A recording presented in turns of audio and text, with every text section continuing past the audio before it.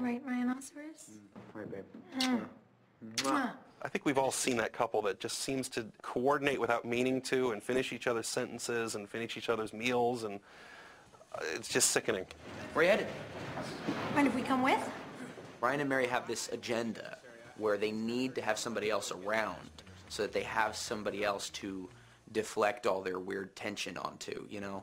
And he becomes that guy for us, our third wheel. I think we've all been on one side of the equation of the third wheel. We've all either been in a couple that's had someone, a friend that's tagged along with us, or we've been the tag along. And I wanted to take that dynamic and just blow it out to its illogical extreme. Leslie is, well, she's the girl that Scott sort of meets and is interested in, but Scott has this problem of falling too fast. And I feel like Leslie has the same problem. So they're sort of kindred spirits. You know, she's someone who jumps in way too fast as well, and when they meet, she's sort of in this place where she's trying really hard to not jump in. So everything she does is like, no, I don't go on dates with strangers, but then 30 seconds later, she's agreeing to a date. So everything is this push and pull of, no, I won't do that, I'm not gonna make this mistake again, and then immediately she makes the same mistake again. So Leslie and Scott are very much cut from the same cloth in that way. As great as this date has been, I don't want to rush anything. Me neither. She's kind of the it girl, you know, for Scott. The relationship between Brandon's character, Scott, and Jennifer's character, Leslie, is played very real. Philosophically, the theory behind it was that we could do anything comedically we wanted with the couple and Scott, as long as we had a very real love story at the core of it that people cared about and rooted for. With Leslie, my biggest concern was on the page, she was very much the straight girl, and she was not, you know, in a comedy, she was very not funny. Leslie in the script didn't have this history of kind of mirroring Scott, of rushing into things. Jennifer had a lot of ideas for what to do with Leslie, and on the first day of shooting, we had a long discussion about what she wanted to do, and I said, oh yeah, great, go for it. And kind of, in a lot of ways, stayed out of her way. He was so excited. He's like, oh, that makes it work. He's like, I always wondered why this girl would end up with Scott, you know? Like, so it kind of makes sense now that they're so cut from the same cloth and they're so similar that it would make sense that they would come together and be interested in each other. Scott has asked Leslie out for a date, and Leslie has a policy of not going out on one-on-one dates. So Ryan and Mary have agreed to come along as chaperones, but in the meantime, they've gotten just shit-faced drunk. Ryan and Mary have been together for so long, they just don't know what's appropriate anymore. You okay, Mary? Oh, yeah. They don't know what other people's boundaries are because they're so in each other's head and so in each other's lives that other people around them are kind of not there anymore. Did we ever really talk about boundaries? I don't know. I mean, it's like you have to have some boundaries with something like this because there's scenes where she and I are like all over each other.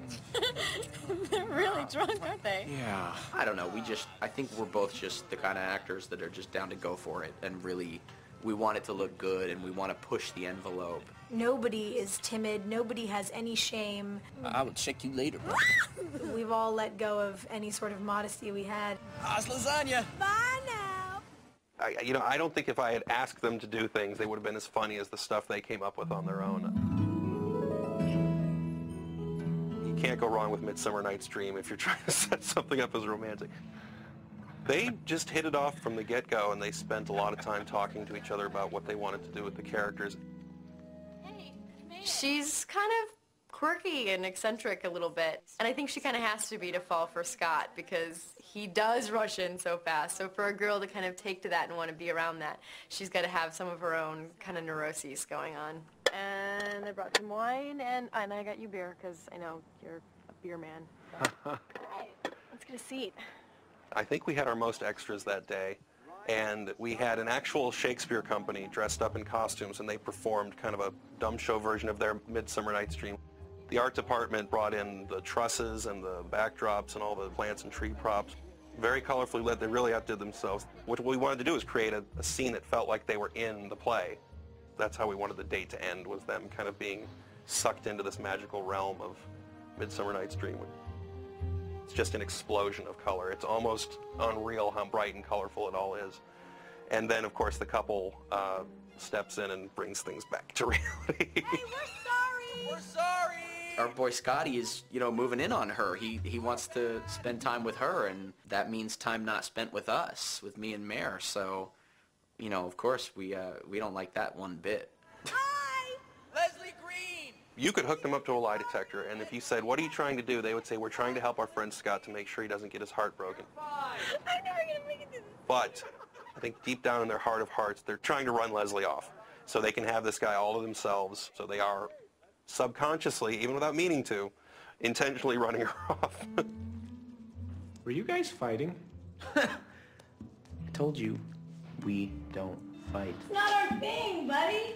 Ryan and Mary have decided that if they say they're never going to fight, then that means they're never going to fight. Yeah, they don't fight at all, quote unquote, but really what that translates to is that they just have all these repressed issues that they don't ever deal with. And there's just this weird simmering tension between the two of them that they won't address. We're not into the conflict thing, Scott. But it's just that normal couples fight. One of the things that they learn how to, do is fight. Nice. Okay, now Mary, your rebuttal. Shit heel. Strumpet. Jerk off. Bloody fucking... Comes to blows, because they're still learning how to do it. Yeah. Thank you, Scott. I think it's clear that we both learned a lot tonight. Sometimes they'll do more outlandish takes and Mike will rein them in if need be, just so he has the range. Because, you never know with characters like that. Sometimes it can be too much. You get to the end of the film and they've been this big the whole time. You have to have levels.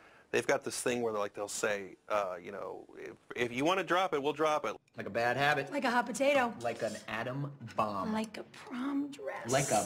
And they have this way of, creating an almost rhythmic pattern that's, needling someone. Even from the first day that she and I met, it was very easy to have this constant back and forth and be always on the same page and always this weird sort of teamwork, cooperative. We're always like this onslaught on Brandon's character, Scott. Jesus, you guys hungry or something? Oh, I don't know, Scott. Maybe we're just being weird. If I notice myself enunciating more and, yeah, obviously gesticulating with my hands a lot, because she does that. I was just in the process of hanging up the phone, making sure you'd picked up the call and that it was connecting. There's not a moment of performance from those two that I thought, boy, I wish they'd go all the way with this, because they were on 10 the entire time. The rooftop birthday party was one of my favorite scenes in the movie because it's where Scott finally starts to crack. Who planned this? That would be us! This is the culmination of the last 3 times he's tried to be with Leslie, and every time he tries to be with Leslie, Ryan and Mary are doing something to mess it up. In the script, I had written basically the equivalent of they dance, and I came to them a couple weeks before we shot that scene and said, this is a real opportunity to have some fun, so if you guys want to, go for it, please feel free to go for it. We pulled out some stops. We pulled out a little boogaloo. We pulled out some kid and play. It was basically really bad dancing on a very inappropriate level was what we were going for. Holy shit, he really does live with them. I thought you were kidding. Honey, you promised, remember? Ted and Narissa were created to be a more urbane couple. They're more cool and hip. That gives Ted that opportunity to come from that more jaded perspective of, you need to open your eyes and see what's going on here. Okay, I'm not even going to tell you what I had to promise Ted to get him here. Lisa, who plays Narissa, and Jennifer spent a lot of time off camera kind of developing a camaraderie. Oh, speaking of which, what's going on with that one? Yeah, that's the thing. Scott asked me to move in with him. Jeez, he doesn't waste any time. Then she realizes from the look on my face that I'm considering it, and she's like, no, not again, and I'm like, well, I'm gonna wait. She's like, how long? I'm like, a week. She's like, oh, great, a week. Oh, that was some party. She's able to, for the most part, deal with Ryan and Mary, although there comes a sticking point with them when Ryan and Mary and Scott have a little bit of a fight. With cake and semi-nakedness and debauchery and kitchen tools.